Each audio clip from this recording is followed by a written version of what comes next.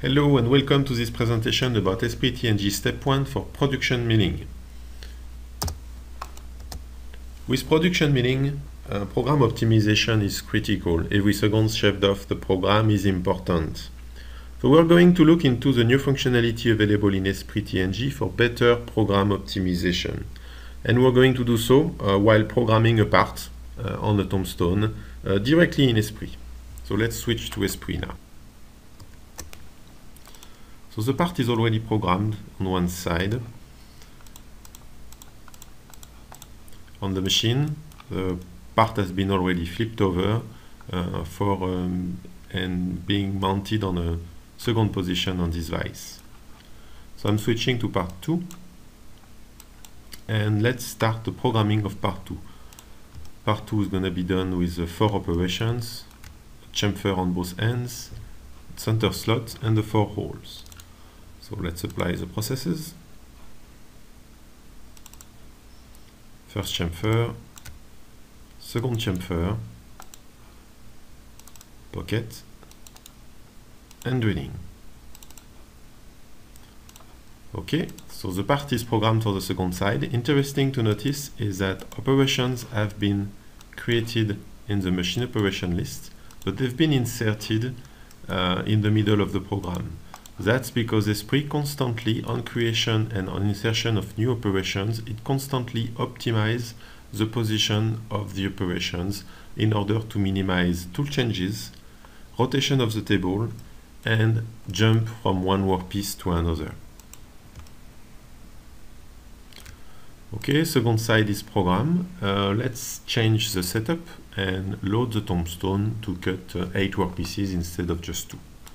So going to the setup, I'm selecting the vise that I'm applying on the other sides of the tombstone. Okay, programming is done, the program updates, and again on tool change, on setup change, all the operations, the new operations that are created to cut the different workpieces are optimized in order to minimize tool change, rotation of the table, and workpiece jump.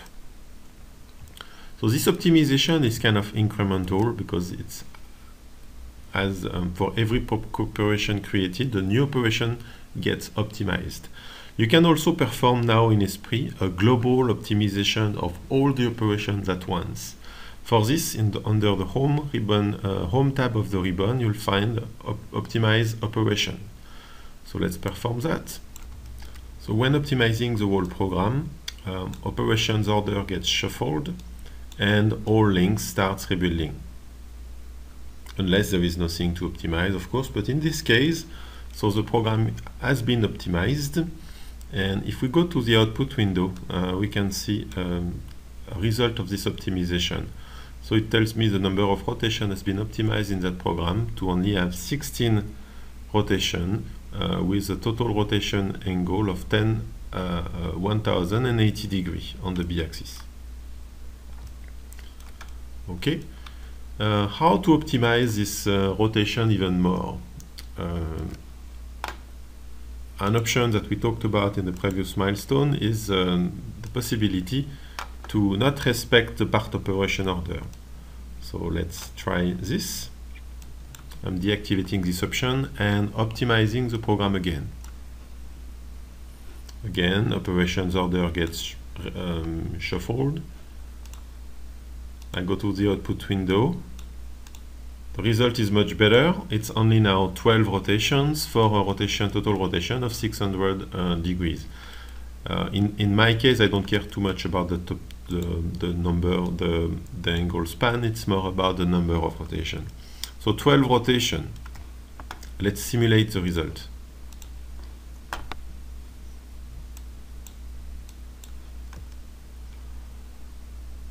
So it doesn't go very far on the second operation and the tool is in collision with the workpiece. So what's happening? If I look at that second operation, so it's attempting to cut this open pocket, but it hasn't previously performed the chamfer on the part. Therefore, the tool entered directly into the material and we have a rapid into the material. So respecting the part operation order, we can see, is important for some of these operations. So new with this version is the ability to put constraints on the program that we call operation dependencies. So if I select this first pocket, right-click, and ask for operation dependencies, this starts the dependency manager. So on the dependency manager, define the part, the operation, by default it's the one selected that shows up, and then what operation it depends on. So OpenPocket depends on the chamfer. Click on OK, and as soon as this dependency is added, the program gets re-optimized to respect this dependency. The dependency can be visualized as it's a right-click on the operation list, and you can ask for the operation dependency view. So on the left side, on this column displays the dependencies. A blue arrow shows when an operation has a dependency. The pink arrow shows that an operation is a dependency for another operation. So I need more dependencies in that program, so let's add more dependency. The pocket number 3 depends on the chamfer as well.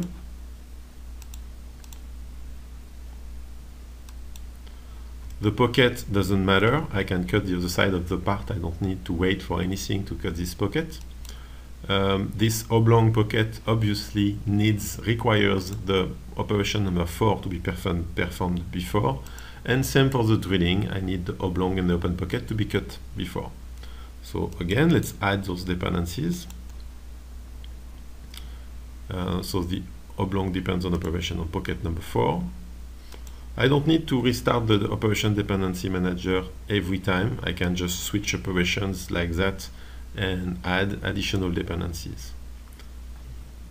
I can even switch parts. And for the second part, I'd like to set dependency on the center slot. So I don't want to start the center slot before the two chamfers are cut. The reason for that is to get a smoother engagement of the two. So the center slot depends on the two chamfer. Okay, again the program gets reorder. We can visualize the dependency on the second part. OpenPocket. The OpenPocket depends on the two chamfers. The drilling is independent as it does not require again any operation to be performed before to be able to drill those 4 holes. Okay, so let's now go back to do a final optimization of the program with dependencies. Okay, the operations have been resorted, re-optimized, and the result is now only 12 rotations, which is the same as what I obtained with without any dependencies. So this is really good. It's very optimized. But the angle span is a little bit bigger, but again this is not the critical piece in this critical information. The importance is more the number of rotations, as a rotation requires clamping, rotating and clamping, so it takes more time. So those dependencies are strong dependencies on the program. If I go to my part operation list and try to reorder, for instance, the OpenPocket on part 2, I can move it to the end, I can move it after the drilling operation. I cannot reorder that operation before the two chamfer. The only way to do that is to remove the dependency first. So an operation cannot happen before the operation it depends on.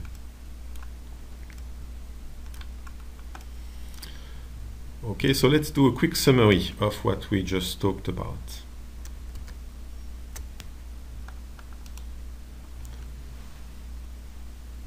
So we have a new command to optimize the program.